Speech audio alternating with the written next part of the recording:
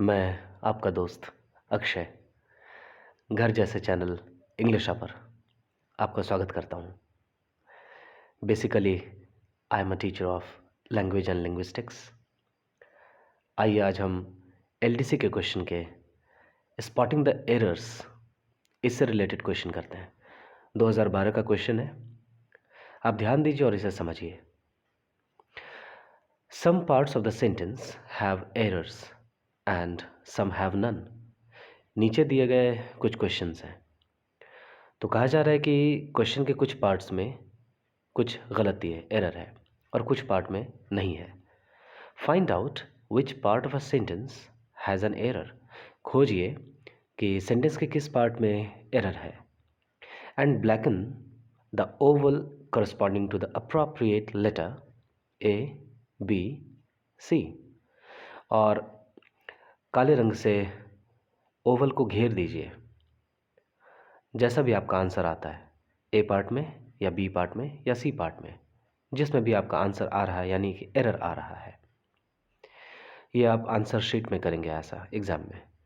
If a sentence is free from errors, अगर कोई sentence error से फ्री है, मतलब एरर नहीं है उसमें, blacken the oval corresponding to D in the answer sheet.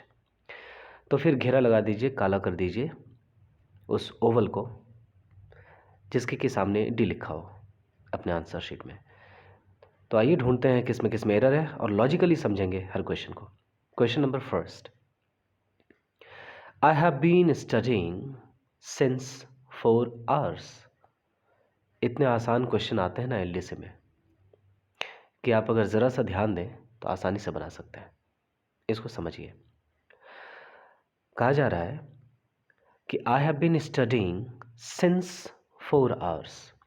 Since एक प्रीपोजिशन है, फॉर भी एक प्रीपोजिशन है, दोनों ही टाइम बताते हैं।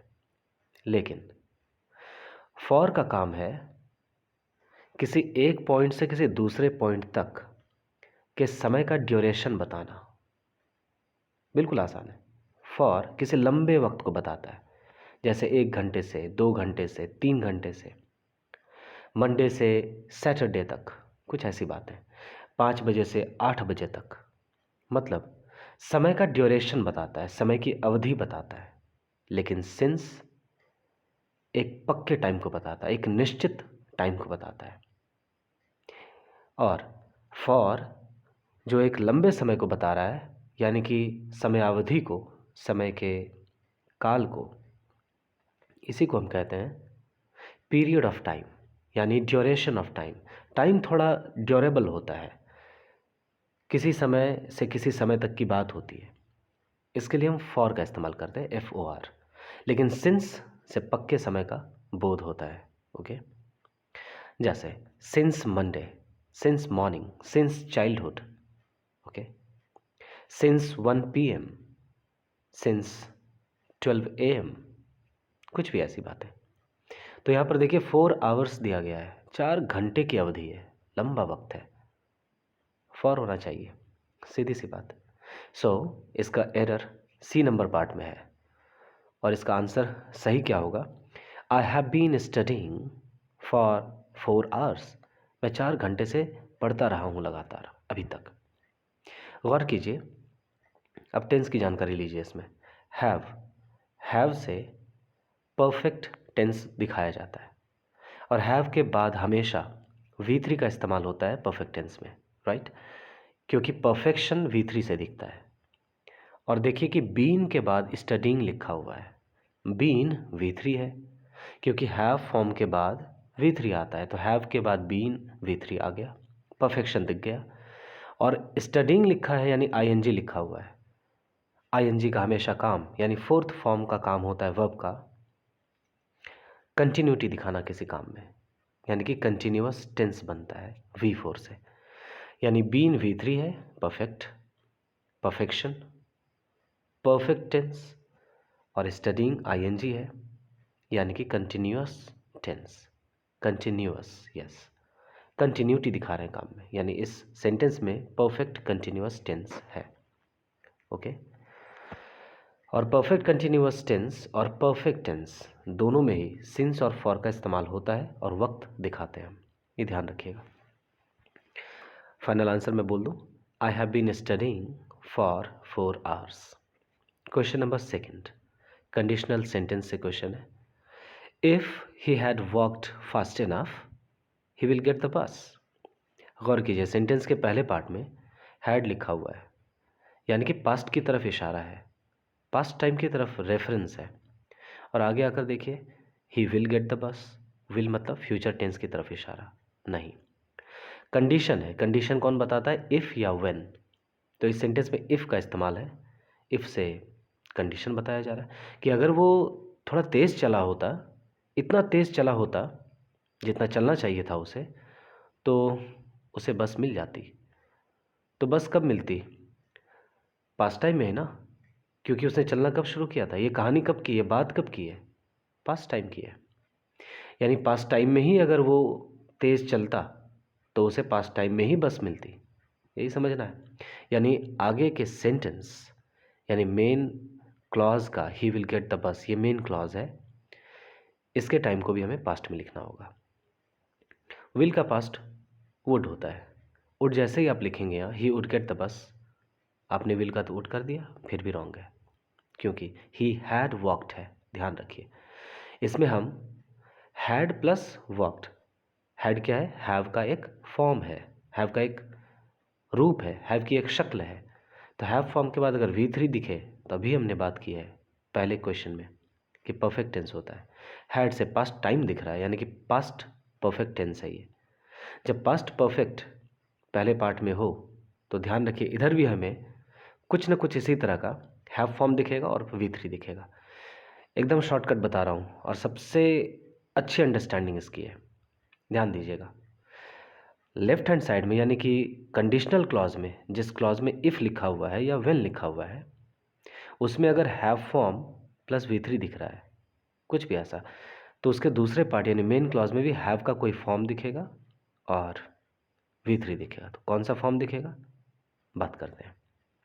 If he had walked fast enough he would have got the bus. गौर कीजिए, विल का तो वुड होगा ही वुड, और वुड एक मॉडल वर्ब है, मॉडल वर्ब के बाद हमेशा V1 यूज़ होता है। तो हैव फॉर्म तुमने कहा कि यूज़ होगा, तो वुड के बाद हैव फॉर्म आएगा, लेकिन हैव फॉर्म का कौन सा फॉर्म, तो V1 वाला फॉर्म, क्योंकि वुड एक मॉडल वर्ब है, उसके बाद V1 ही चाहिए। तो हैव फॉर्म का V1 हैव ही होता है, इसलिए वुड के बाद हैव आएगा। और जब हैव आ गया तो हैव के बाद परफेक्ट टेंस बनाने के लिए V3 आता है। और ऐसे भी याद रखें, हैव में परफेक्ट टेंस बनाने का फोर्स है, हैव परफेक्ट टेंस बनाने के लिए ही यूज़ होने वाला हेल्पिंग वर्ब है। ओके, और परफेक्ट टेंस मेन वर्ब की अगर बात करें तो मेन वर्ब का कौन सा फॉर्म परफेक्ट टेंस बनाता है, तो ये V3 ही है। तो हैव में भी फोर्स है परफेक्ट टेंस बनाने का और V3 में भी फोर्स है परफेक्ट टेंस बनाने का, इसलिए परफेक्ट टेंस बनाने के लिए ही वुड हैव गॉट द बस लिखना होगा। आप समझ रहे हैं, ये कंडीशनल सेंटेंस है, ध्यान रखें आप। ओके, और सबसे लास्ट वाला कंडीशनल सेंटेंस है, यानी कि इसे कंडीशनल थर्ड कहते हैं। 4 तरह के, zero conditional, first conditional, second conditional and third conditional. तो ये थर्ड नंबर का कंडीशनल सेंटेंस है, कभी बात करेंगे। Okay, question number 3, speakers after speakers came on the stage to perform. कि वक्ता के बाद वक्ता, यानी कि एक वक्ता ने जब बोल लिया तो उसके बाद दूसरा वक्ता आया, फिर तीसरा वक्ता आया, कहाँ, स्टेज पर, क्या करने, तो अपनी स्पीच डिलीवर करने, बोलने के लिए।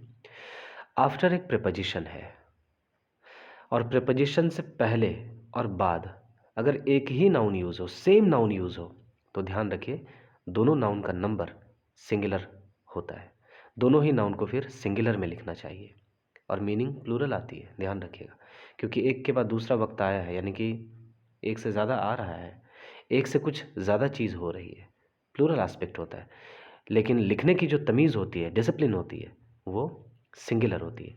सो स्पीकर्स आफ्टर स्पीकर्स नहीं, बल्कि speaker after speaker. Door to door, एक भिखारी, एक बेगर जिसे थोड़ी तकलीफ है, वो दरवाजे दरवाजे जाता है। तो एक दरवाज़ा नहीं गया, एक से ज़्यादा दरवाज़ा गया। कहने की मीनिंग, आस्पेक्ट, मीनिंग तो प्लूरल है, लेकिन लिखने की जो डिसिप्लिन है वो सिंगुलर होती है। Okay, so door to door आपने सुना होगा, page after page, pages after pages नहीं। उसी तरह से स्पीकर आफ्टर स्पीकर होगा, स्पीकर्स आफ्टर स्पीकर्स नहीं। Tree after tree, the wood cutter cut tree after tree, लकड़हारे ने वृक्ष के वृक्ष काट दिए। यानी एक ही वृक्ष काटा क्या? नहीं, कई। लेकिन लिखने की जो डिसिप्लिन है वो है ट्री आफ्टर ट्री। ओके, तो ये नाउन से रिलेटेड प्रॉब्लम है, ध्यान रखिएगा। स्पीकर नाउन है, इसे सिंगुलर लिखना होगा, आफ्टर एक प्रपोजिशन है, उसके बाद भी सेम नाउन आ रहा है स्पीकर, इसे भी सिंगुलर में लिखना होगा। नियम यही कहता है। क्वेश्चन नंबर 4 की तरफ बढ़ते हैं। The teacher told to the students that they must attend school regularly. शिक्षक ने विद्यार्थियों से कहा कि आप लोगों को, यानी कि उन्हें, अब हम बात कर रहे हैं उनकी ना, तो दे कहेंगे उन लोगों के लिए, कि उन्हें स्कूल रेगुलरली यानी कि रोज़ाना अटेंड करना चाहिए, आना चाहिए। उन्हें रोज़ाना स्कूल आना चाहिए। लेकिन आप गौर करें, यहाँ द टीचर टोल्ड टू लिखा है। आप ध्यान रखिए, से के फॉर्म को टू लगता है। जैसे ही said to the master. Okay, the shopkeeper said to the customer. Said को टू लगाएंगे, SAID, सेड को टू लगता है, लेकिन टोल्ड को टू नहीं लगता है, प्रेपोजिशन नहीं लगता है। ओके, ये ध्यान रखिए, ये प्रेपोजिशन से रिलेटेड क्वेश्चन है।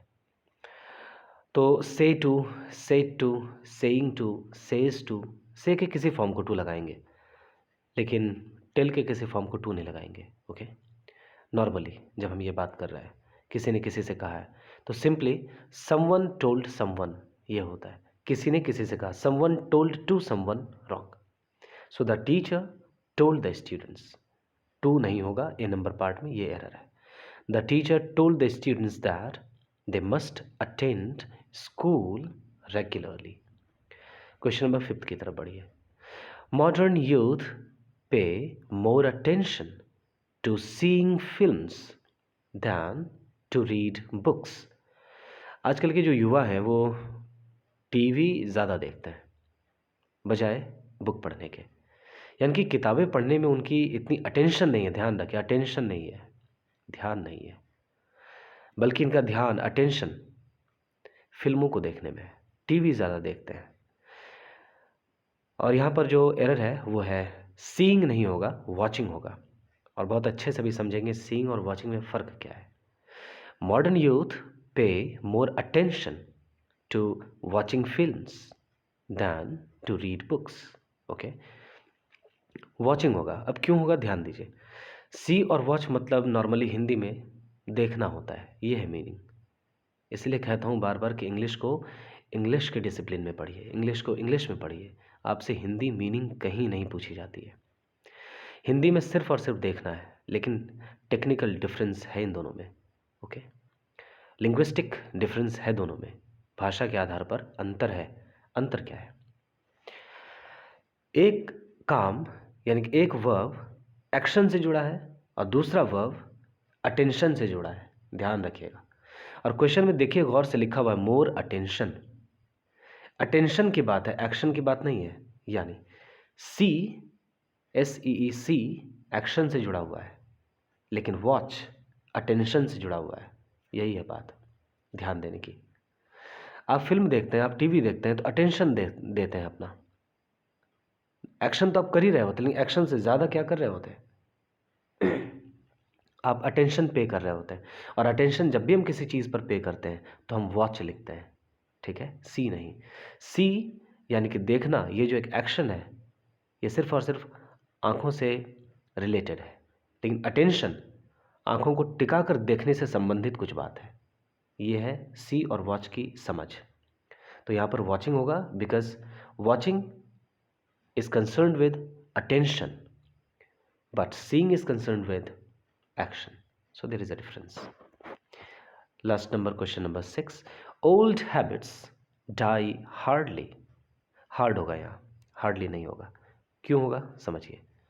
हार्डली मतलब होता है मुश्किल से, बेयरली, स्केर्सली, कि पुरानी आदतें हार्डली मुश्किल से जाती हैं।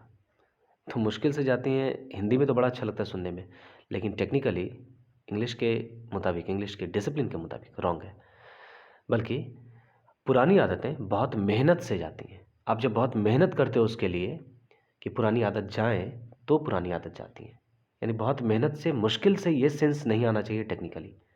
तो यहाँ हम क्या कहेंगे, ओल्ड हैबिट्स डाई हार्ड। सुना भी होगा आपने, लेकिन समझ इसकी ये है जो भी हमने बात की, ओल्ड हैबिट्स डाई हार्ड, ये सुना है आपने।